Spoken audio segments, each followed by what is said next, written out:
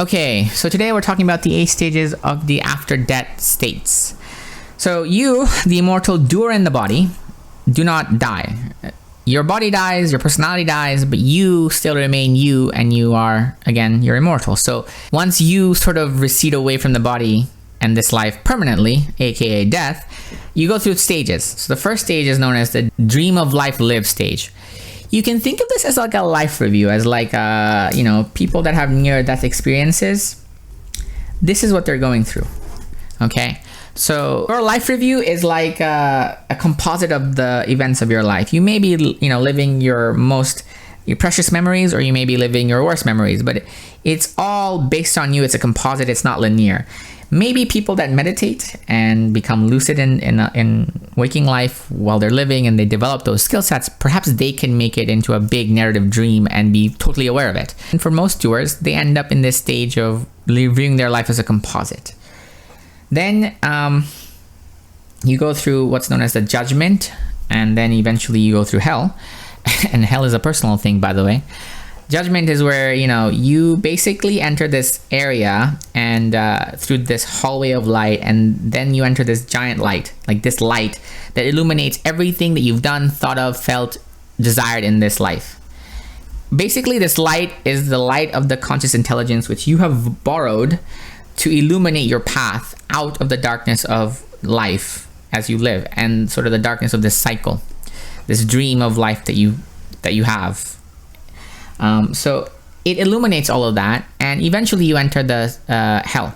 Hell is really there to separate all the crud, all the negative, all the stuff, all the desires and the lower desires and all this other stuff that's built upon the breath form, that has made a mark on the breath form, aka your energetic body.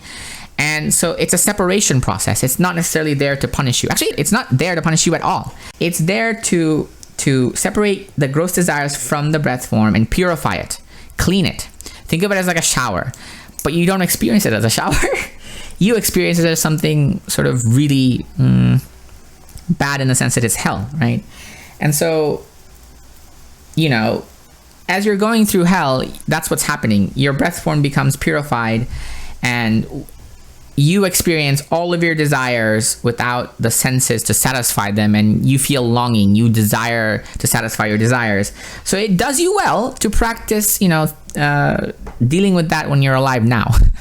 So your hell, your personal hell is not as bad as it can be, because if you don't deal with it, you're gonna end up here, at least from the standpoint of this book. So there are stages 4 and 5, again, that deals with the purification of the breath form and what happens after the breath form has been purified.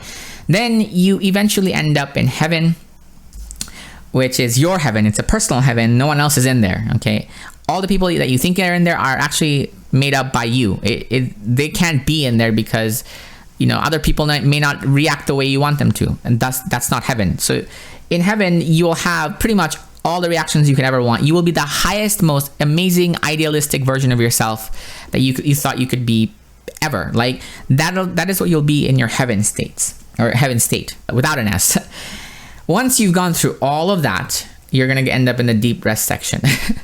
So after all of that, because it's a lot to process, even for an immortal doer, right? You're going through a lot here.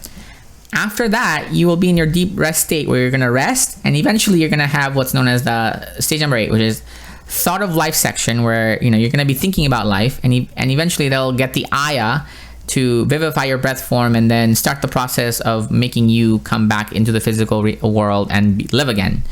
And stages 9 through 11 deals with sort of the energetic versions of pregnancy and how you come into the universe, which I don't necessarily need to touch on. It's not in the scope. I will say, however, you, the doer in the body, don't come into the body itself, right? Your breath form, as you're alive, until you ask intelligent questions. That's an indicator that something's entered in the body itself. So stage number 12 is life, like physical life that you're living right now. That's what stage you're in. So after death, these are the things that are going to happen to you according to this book. One thing I want to talk about here is stage number 1, life review. If you look at the Tibetan books on yoga of dream and sleep, that's what they're targeting. They're targeting stage number 1, where they become lucid and realize, okay, I'm in this state. Then what they can do is they can sort of deal with that in a conscious way, and perhaps that helps in some way. Perhaps there's other things you can do when you become conscious of this. But that is what I think, or at least I have a hunch on, that the Tibetan books of yoga and sleep are attempting to do. That's why you want to practice lucidity as you're alive. One other thing I want to say is, in life, I've thought of heaven and hell as states of mind, right? You can be surrounded by the most beautiful things and be miserable, totally in hell.